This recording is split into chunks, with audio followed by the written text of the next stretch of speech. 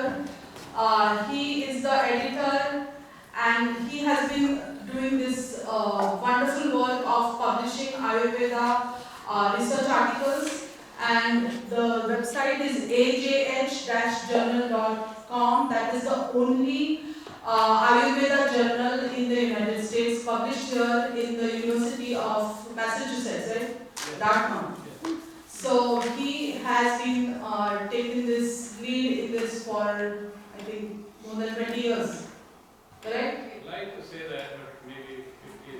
Okay, close by. Yeah. So please subscribe to the journal. It's a quarterly online publication and also in print. I think it can be sent to your home if you need a print one, or you can subscribe to the online. And there will be a lot of articles about Ayurveda in the United States and all over the world. There are many interesting things that are published there. Also, if anybody is interested in publishing, he welcomes articles and anything that is of interest in the field of Ayurveda.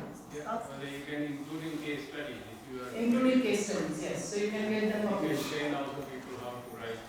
And that being the only journal of Ayurveda in the US, it will have a very good circulation. Yeah. Not only that, I think it will also help convince authorities that we are Yes. academics. So we need more subscribers and we need more wider contribution for the field of Ayurveda. Thank you. What is the website? ajh-journal.com. Ayurveda Journal of Health. Okay. Yes, now we are going to the concluding. Thank you. Thank yous. Thank you to everyone. If we will do it officially. Sure. And I'm going to thank my husband who has been my support in this whole journey. It takes a lot of responsibility and a lot of time, a lot of stressful meetings and everything throughout the whole year that I have to go through, micromanaging, and with my great team. The only thing that really keeps us going is our passion for Ayurveda and the great team support that we have for each other at the Ayurveda Association of Noida.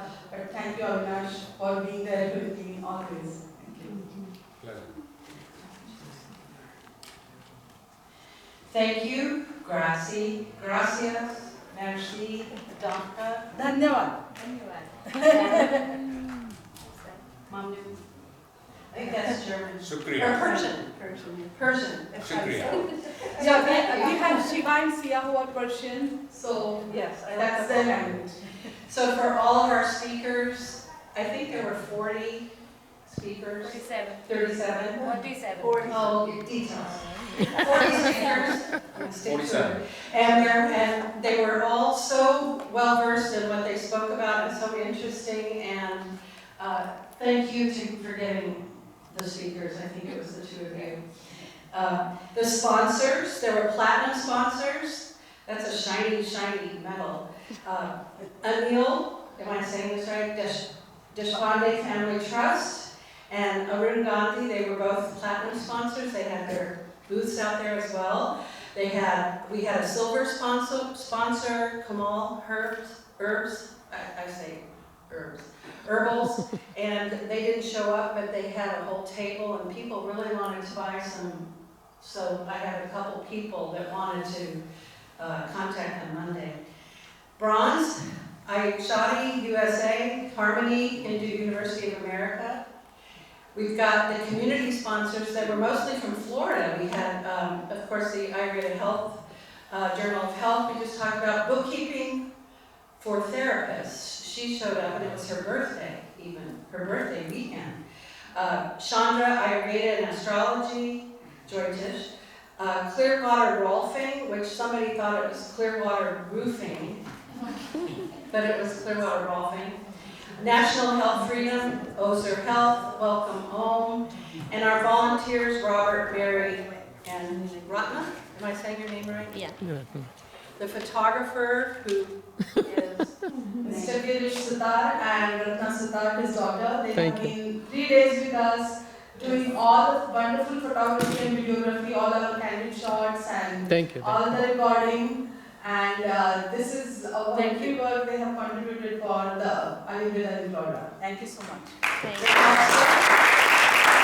Thank you. have somebody from the press here this weekend, Shafali, and her husband have there's a copy of their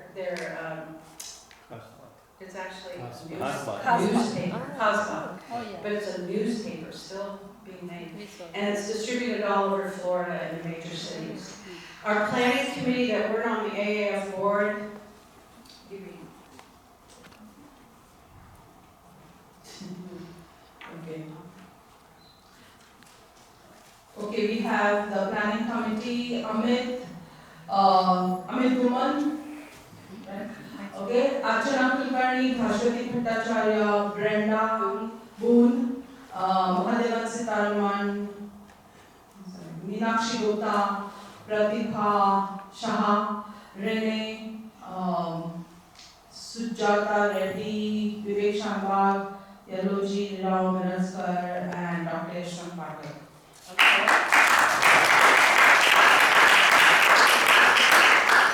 Okay, and then there's our AF board. But before we do that, thank you for all of you coming here. This is the second day of 2 days of being in here. Yesterday it was cold, today it's humid, but it was a nice facility. And Shirley, please thank her on your way out. She works for USF, she works for the Patel College, and she is HR and finance. And she was on this weekend duty, so From bye and 7 tell her a.m. thank you. to open the door for us, and now after we leave Yes. and we clean up everything, then she will lock Right. after us. So We had to be out of here by 5, and so that's why we were all out there packing stuff up. But our AAF board, of course, Aparna, Chana, Evan, Jeff, Jessica, Kiffy, that's me, Mary, Rupali, Sally, Shiva, and Sia, and Rupali's 17-year-old son, Mahar.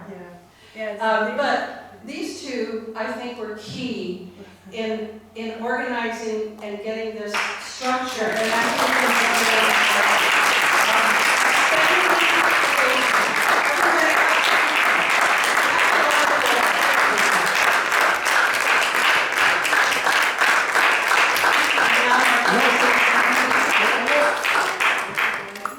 It's available wherever. The recordings will be on our AAF website sometime soon. And then we have a closing ceremony with Heather. Sorry. Or Ruby. Yes. Yeah, come on up, you're so magical and you have this Yeah, voice come that changes lives. It'll calm everybody down for the ride home, the ride to the airport. Or you can just order your. Oh. Let me, if you don't mind.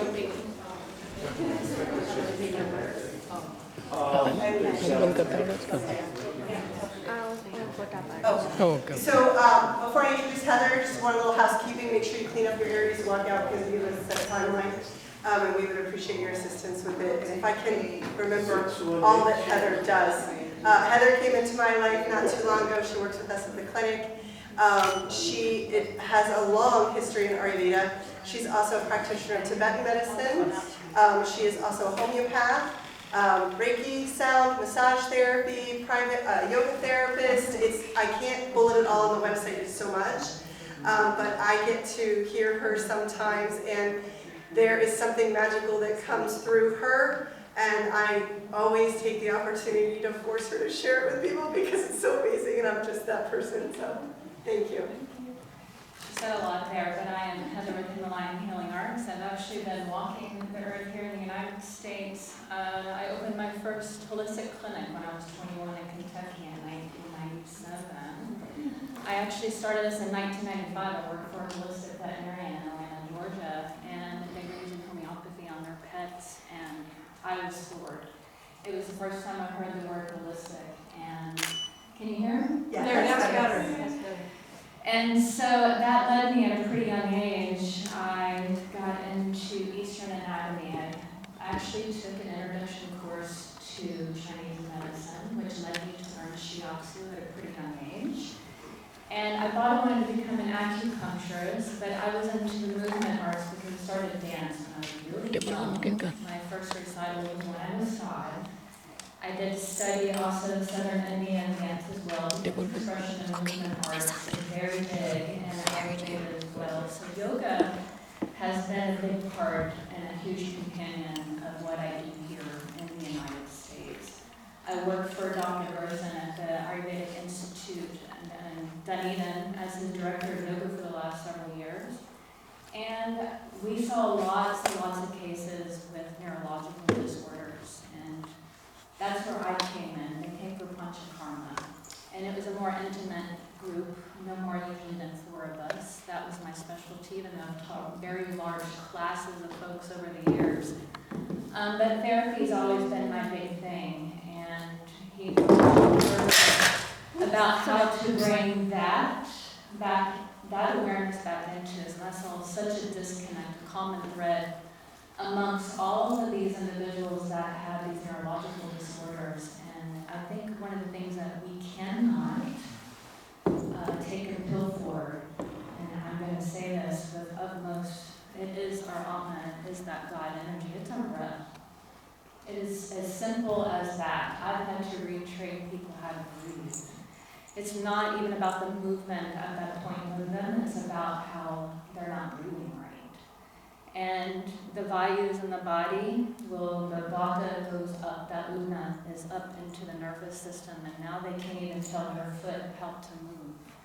Or the spasms are so bad that they can't move it. So I would have them relax and just have them come back and simply to their breath, and belly breathing being the number 1. It does not need to be such an intense pranayama to bring someone back consciously into their body. And when that happens and they can slow down and they breathe, now all of a sudden their foot will move for them. And these have been something I've done across, I've had places, I've got studios in Florida, but my biggest thing is working with individuals who come into the clinic for Panchakarma with no hope. Their illnesses have just gotten worse. They can't, some of them couldn't even feed. You know, with ALS, it gets to where they can't even swallow. And what's happening now in our world is our sensory organs are so stimulated. So vata is one of the main problems in our disorders that we see, about 80%. So the nervous system is definitely affected. But the big thing, like you mentioned earlier, everything we see that we take in through our subvalues, everything we smell, everything we taste, everything we hear, even into our fascia here of our skin affects our nervous system. So if a cold wind hits us, now the next morning we wake up with a crick in our neck, you know. So I bring people in and into the clinic. Yes, I study Marma. I do all kinds of fascinating things with Tibetan medicine too as well. I'm also a Vajrayana Buddhist practitioner. So one of the biggest things I do for myself is mantra. I chant every day. And breath is a big part of that component, of being able to chant. So what I want to do for us to close the ceremony, I think this is very important because we have been up here in your sensory organs and in your head probably most of the weekend. And I'm just going to do something very simple that I do with my clients to help bring down and to bring the awareness in. I tell people it's like closing the blinds to our windows. This is our house. And when our blinds are constantly open and we're outside of that, living in this outer world out here in this energy, we want to be able to come in and into that. And that spirit in our breath, as we know, we come in with it, we leave with it. And that's not hard for us to do. So I think let's take a few moments together here, if you don't mind. We're going to come back down to a nice seated position. I'm going to lead us through a little sensory thing I do to just try to clear the senses, and then we're going to just do a very, very basic non-conscious breath is what I lead people through. It can be done more than 9 times, but studies have been shown to do at least 9. And it's really not complicated to say the first 3 breaths, we go through the physical body, any pain we're experiencing, anything we feel in the body. In a moment, we're going to breathe in the nose and out the mouth, making a ha sound as if you're blowing against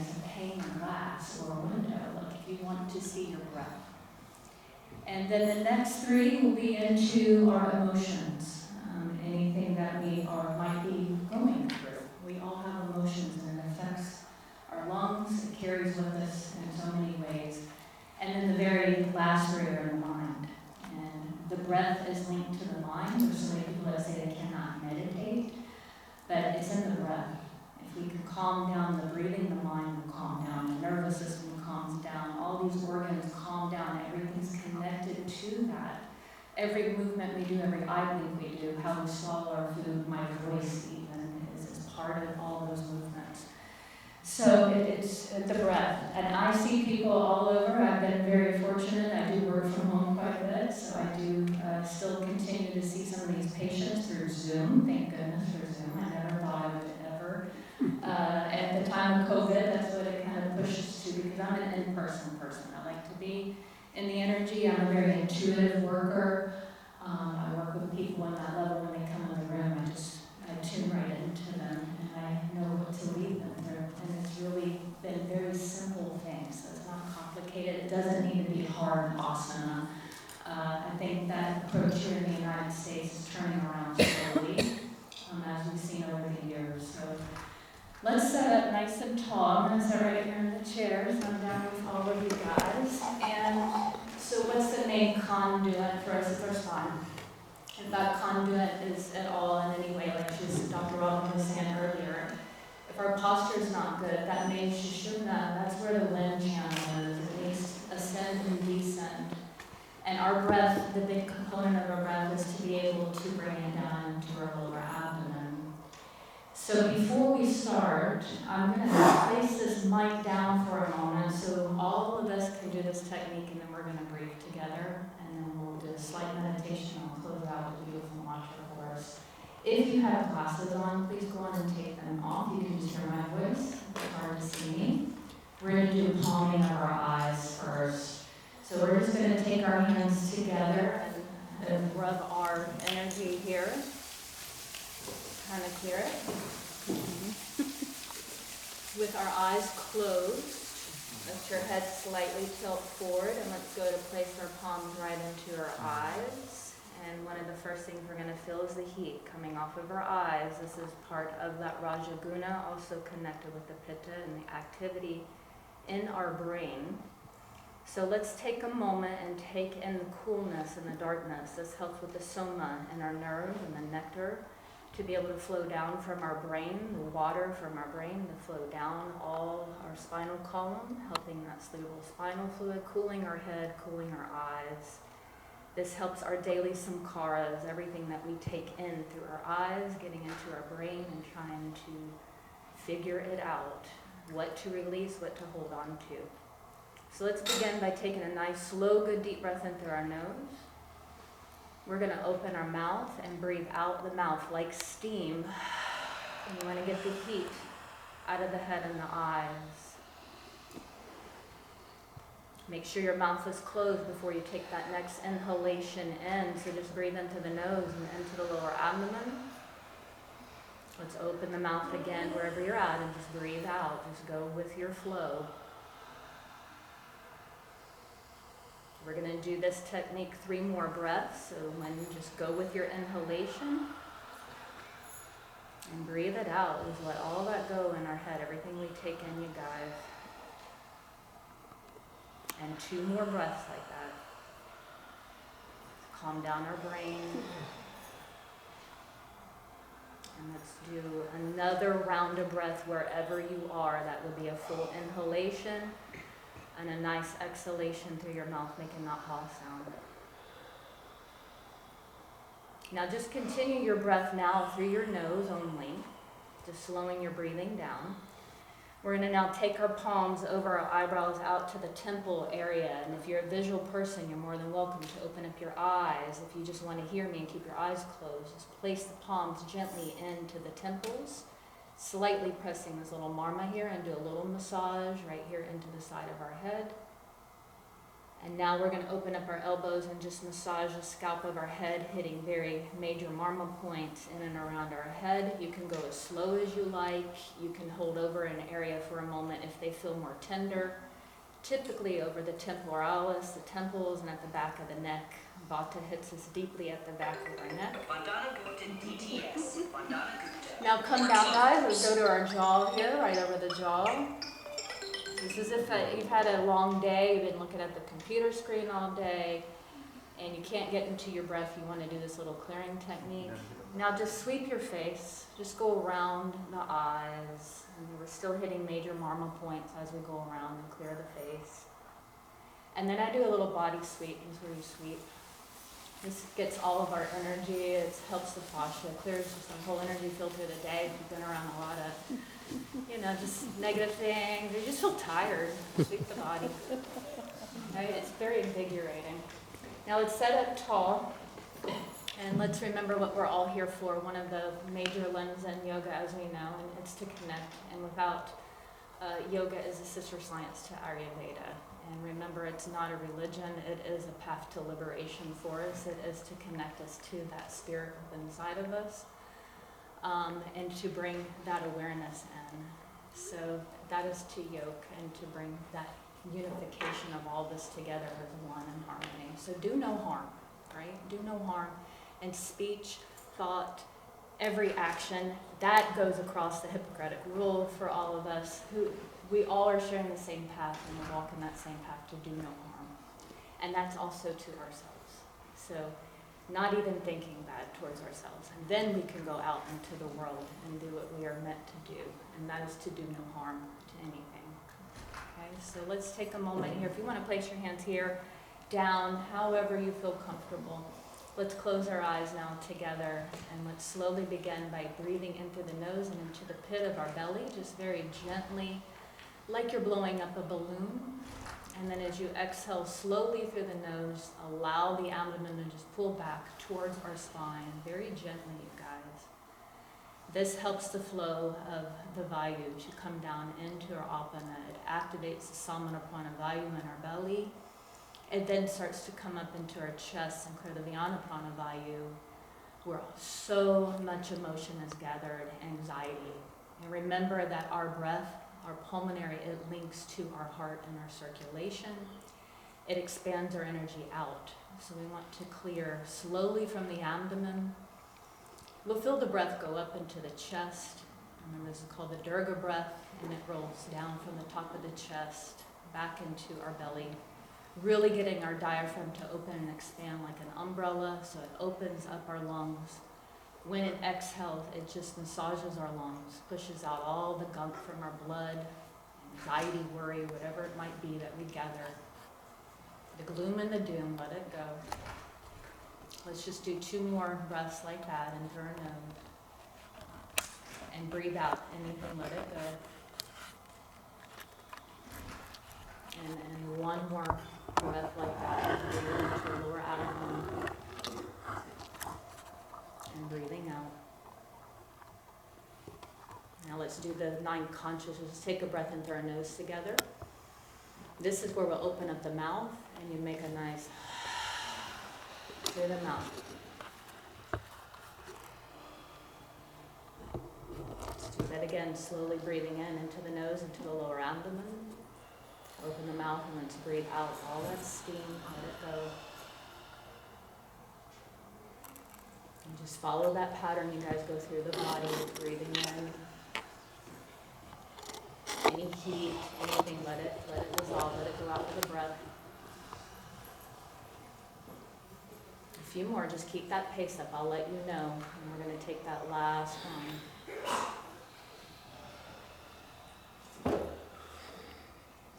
Good, got a few more, about 4 more I want you to do. This is also to refresh in our body, to clear out and release from the physical body, remember the emotions and our mental body. I want you to do 2 more conscious breaths like that, you guys. This is one of the main techniques that we teach, and so a rich part of Tibetan medicine is this breath technique. Good, let's do 1 more like that, another slow, good, deep breath in. And then a nice slow ha out.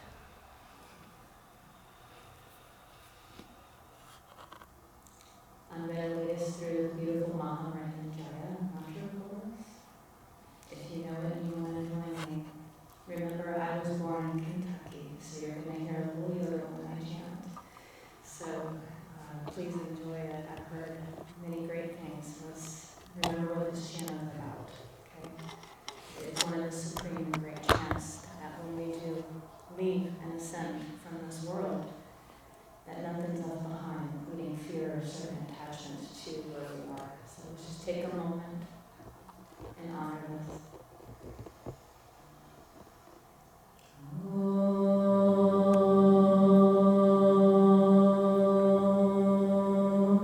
Trayambakam yajammahe suganandhim pushtivandanam urvarukrivavanganam mrityunushyamarutam.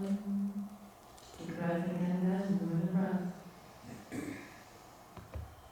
Om Trayambakam yajammahe suganandhim pushtivandanam urvarukrivavanganam mrityunushyamarutam.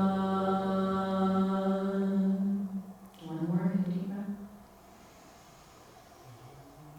Om Trayambakam yajammahe sugandhim pushtivandanam urvarukrivavanganam mrityunushyamarutam. Om Shanti, Shanti,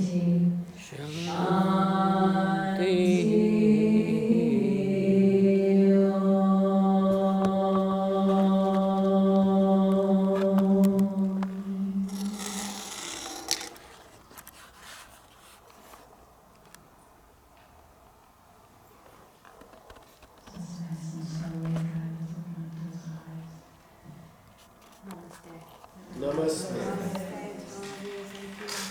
Thank you to all of you.